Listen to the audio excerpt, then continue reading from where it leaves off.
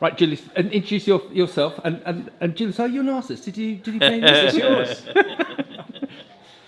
So, Julius, this is just something I did while on holiday visiting Ely for the first Julius, time. come. Who are you, please? Julius, here, a long-term resident in Ely, but now living in Norfolk and still working in the Ely area for G's. Okay, and we just said it off camera. We just had a fantastic presentation, and we think one of the best presentations so far. Introduce yourself, please, sir. Hi, I'm Ajay Tegala. I'm an author, and I'm also a member of National Trust Wicken Fen team. Okay. Is this the first one or the second one? That's the old one. That's where I used to work in Norfolk. Okay. This is hello. Wicken Fen. We've got a series going on. And Julius, what triggered you to start writing books? It was lockdown, to be honest. Oh, really? Yeah, okay. But I'm always interested in communicating conservation and wildlife in creative ways. Working on a nature reserve, we do guided walks, do talks like this, but books can reach so many more people. And now it's all TikTok as well and that kind of stuff too. And did the National Trust support the publishing of your book? Yeah, it was kind of a sort of individual venture, but very much supported by the Trust and very much to promote the wonderful work that they're doing and hopefully reach as wider audience as possible. The wonderful work you're doing as well. Well, collectively, the National Trust, yeah. So you're in love with the National Trust and Wicken Fen? Yeah, so for me it was nature first, and there's a whole range of organisations and individuals as well doing fantastic work. And I think the great thing is the fact that we're talking more now, it's more joined up, there's a lot of sharing of knowledge, and it's just wonderful being part of that wider team of all these different people working together to look after the land.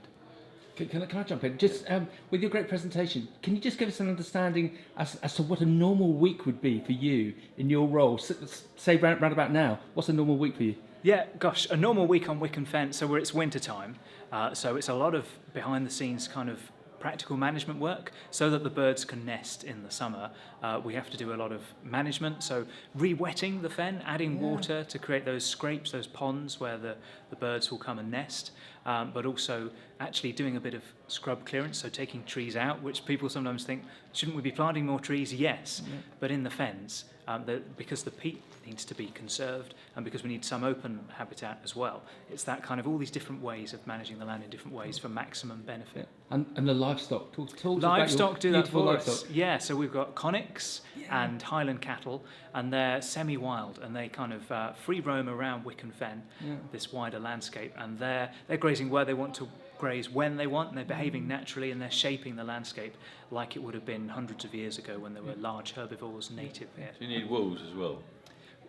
One day, keep them moving around, There's not enough space at the moment. But of course, it's part of that, isn't it? You have a top predator, which we don't have at the moment. So that's right. And bird life? Talk to us about the bird life you described. Well, it's amazing because quite quickly, by creating reed beds and re-wetting certain areas alongside other farmland nearby as part of this patchwork, we've got marsh harriers, we've got these rare birds that were almost extinct, cranes that were extinct for 500 years, recolonised from Europe, and because we've got this habitat, birds are finding it and they're nesting here now. And the marsh harrier is actually becoming a mixed blessing, as in predating lapwings, etc. That's what, like when you're talking about adding wolves. The thing is, we're kind of squished into a small space, aren't we? And so in a wider, bigger area, you'd have space for all of these species to find a natural balance. And as certain things increase, things are going up, and we're kind of still trying to find that balance. So it's a really interesting time. Yeah. And Julius, do you think you could adopt any of these learnings into your commercial farm? Is it something that you could do? Well, the patchwork quilt model is definitely something that we've got to keep looking at. And I think Charles Shropshire's been really innovative and imaginative, massively enthusiastic about his investment in wildlife habitats across the farm on a grand scale. So that I think we've got he has there one all year round resident pair of marsh harriers and another pair there for the summer to illustrate the kind of scale of what's occurring. So I think we can definitely do more of it, and I think as biodiversity becomes the underlying base level of biodiversity becomes a more important part of controlling pests in our crops, I think the rationale for investing in the patchwork quilt will become stronger and stronger operationally. There we go. Learn both ways. Could you just hold up your two books for me? Okay. And we'll wrap up on that basis. Thank you very much. Thank you. That's I think very kind. everyone's gone through, actually. Yes, Yes. let's Yeah. go grab that coffee. Such a really good presentation. Oh, that's very kind.